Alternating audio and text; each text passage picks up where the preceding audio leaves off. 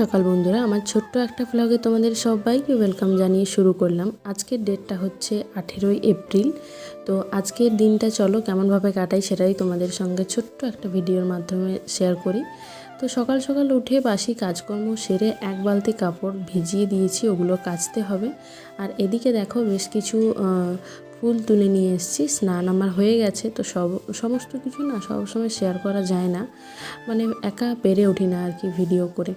তো যাই হোক, এদিকে দেখো আমি সমস্ত না এগুলো গুছিয়ে রেখেছি, ঠাকুরের যা যা লাগে সমস্ত কিছু। আর এখানে আমার গোপুরও কিছু ড্রেস আছে, তো সেগুলো এখন রেখে দিয়েছি, ওগুলো এখন দরকার নেই। আরও অনেক আছে, অনেক নিয়েছি, তো অনেকগুলো ব্যবহারও করা হচ্ছে আর কিছু রেখে দিয়েছি, ওগুলো নতুন।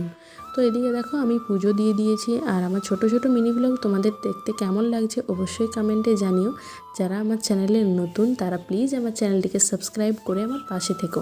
আর আজকে দেখো ফ্রিজের কী অবস্থা, ফ্রিজে আজকে না সেরকম কোনো সবজিই নেই। এদিকে কালকে এই যে এই পুঁই শাক ডাঁটা কেটে রেখেছিলাম, এভাবে ঢাকা দিয়ে রেখে দিয়েছিলাম।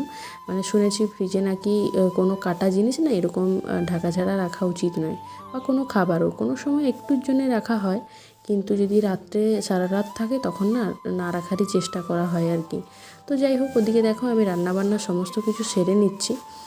আর আজকে কি কি রান্না করেছি এই যে এখানে দেখো, ঝিঙে আলু পোস্ত করেছি, এদিকে আছে দেখো কুমড়োর ঝাল, আরও আছে ডাল আর